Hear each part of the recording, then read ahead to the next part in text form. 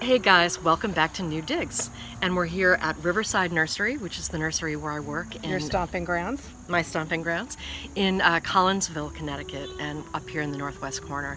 And today we're going to introduce you to one of my friends and co-workers, Carl, the Shrub Guy, and talk shrubs. Okay. So everybody, I want to introduce you to my friend and co-worker. This is Carl Carpino. And as I said, we're here at Riverside Nursery.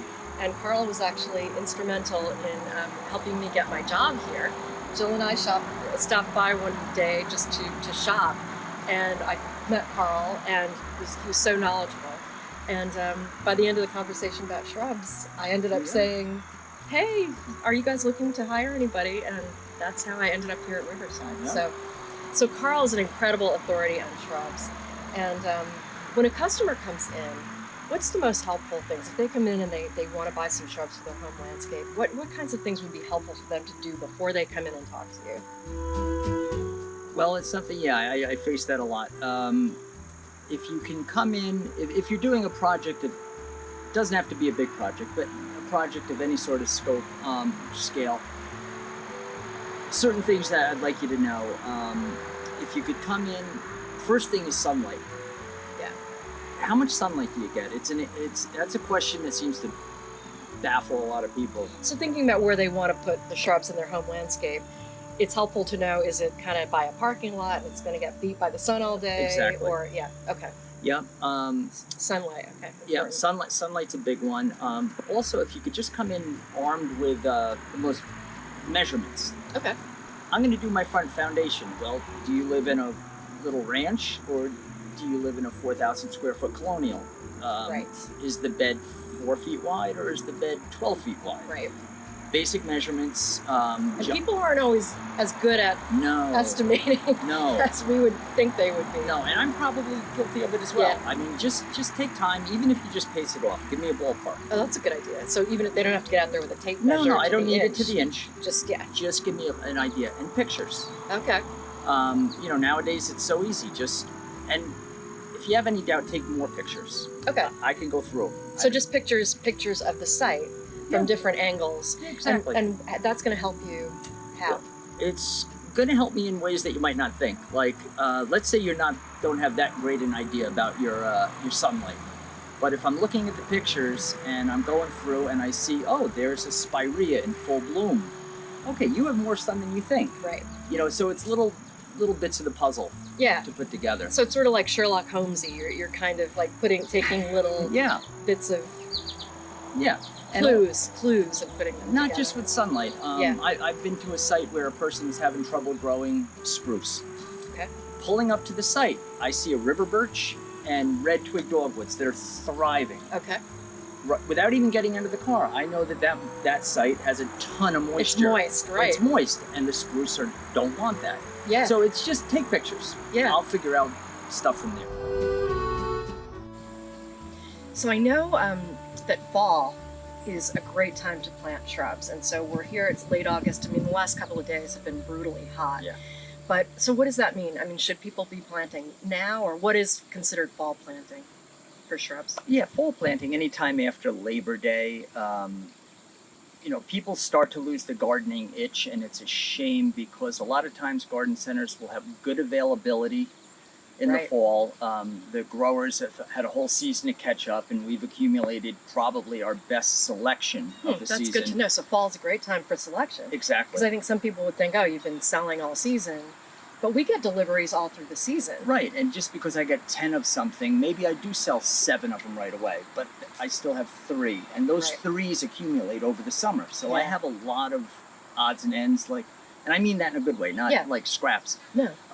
So your selection's great. Planting itself, especially if you're talking about deciduous material, deciduous plants you could stick in the ground if you have to jackhammer a hole in the ground. Once they lose their leaves, they're essentially dormant.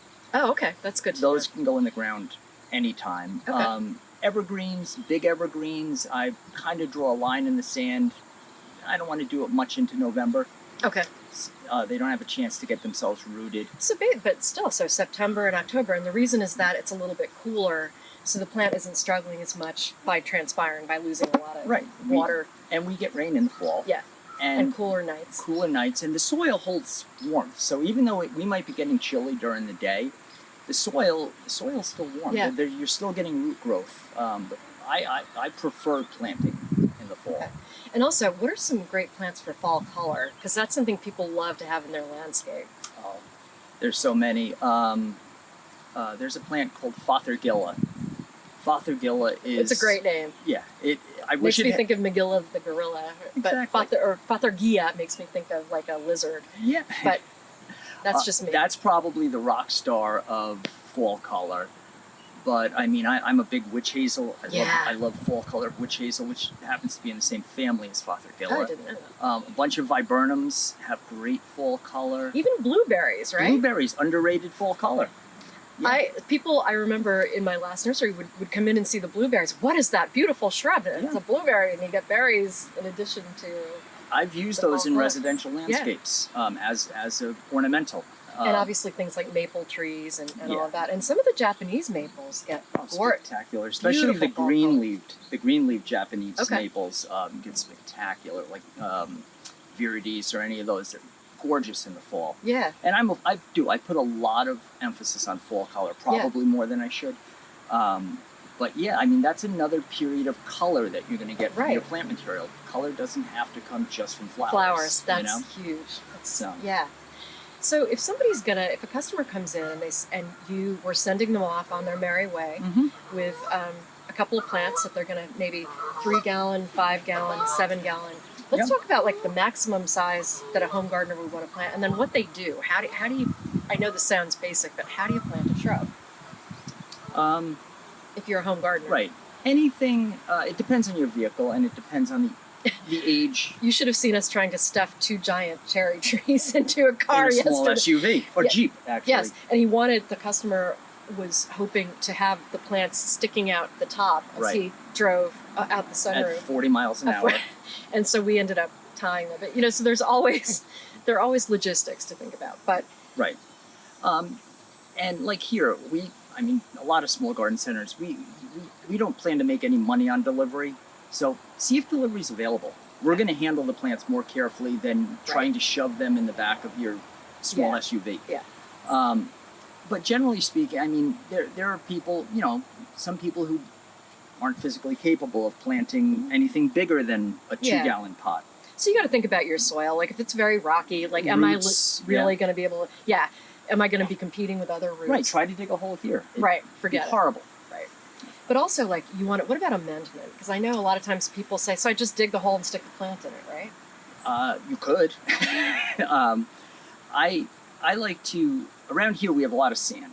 Okay. For instance, there's huge pockets of sand in Farmington Valley. So I try to tell people, please amend with compost. Okay. We happen to sell a compost and peat moss mix. Coast of Maine. Coast of Maine. Yep, which we love. The peat moss is there strictly for moisture retention. Okay. And the compost is there for soil structure and nutrients. It never hurts. It can only help. I think people always, because you want the soil to be great for this new plant that's going in. And what about watering? That's a huge question people always ask. People say to me all the time, I don't need to water because I have a sprinkler system. Right. Incorrect.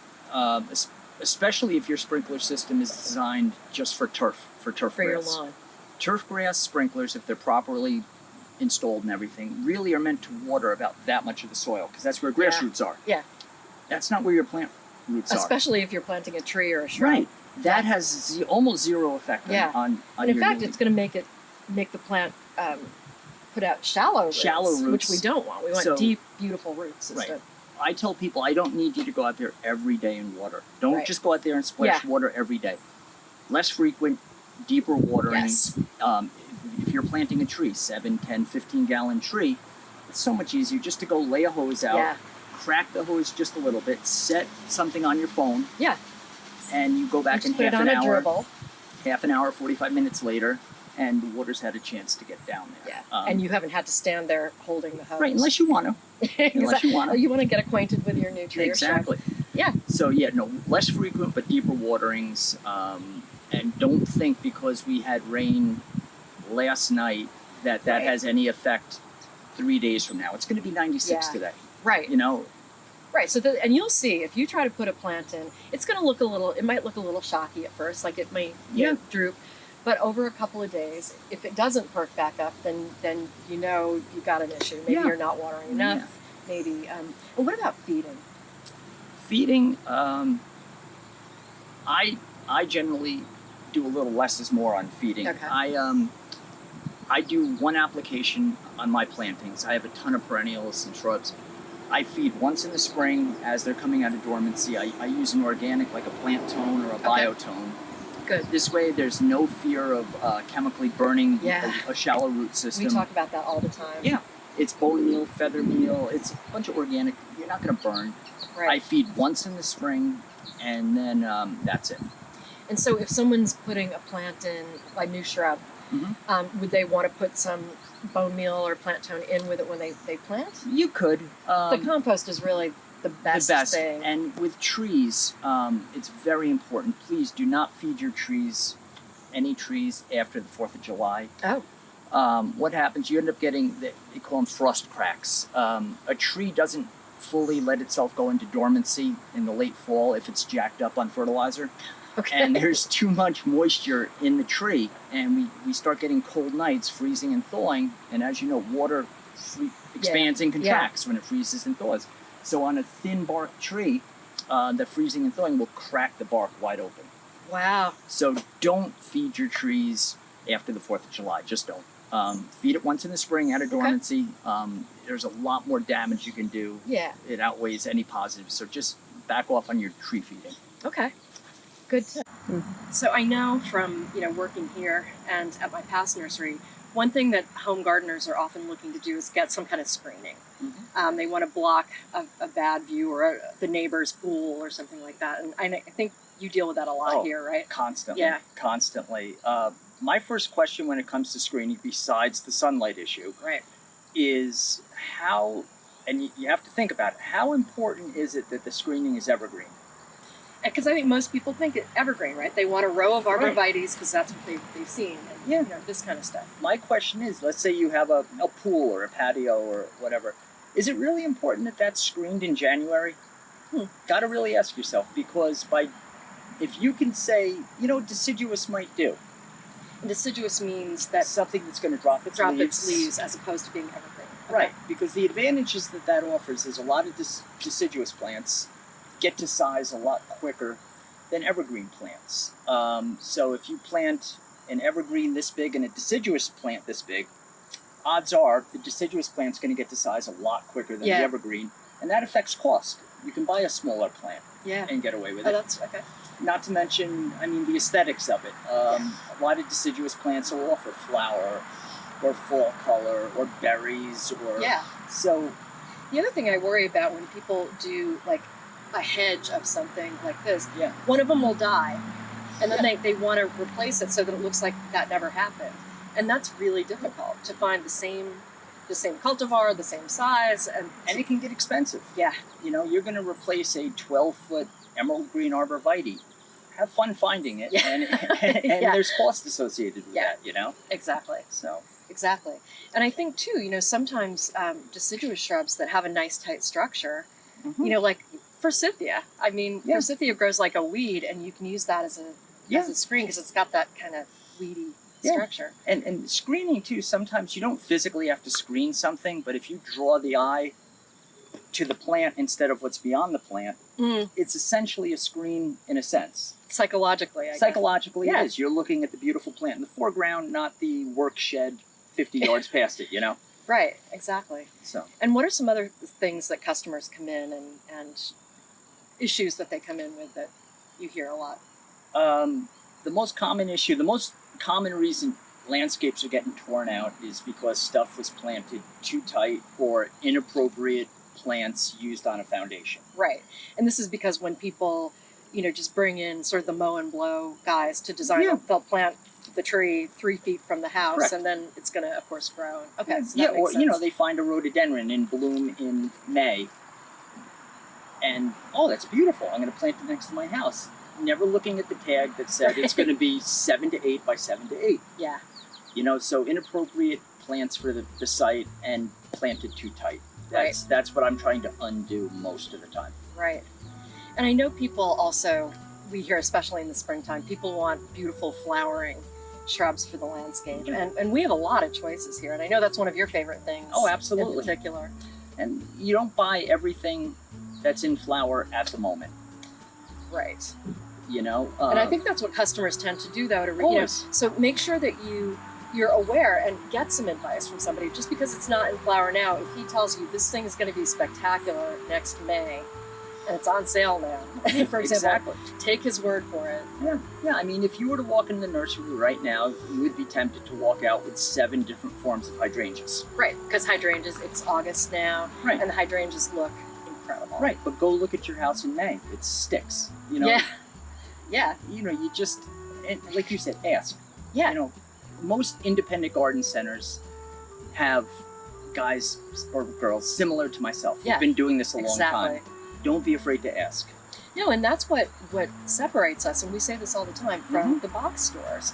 I mean, the fact that you can come in and speak to somebody knowledgeable and who gardens in this area. Right. It's not just that we work here; we garden here. Right, exactly. As well. You know, everybody we work with are avid gardeners. That's right. And have been doing it, for a long time. Yeah.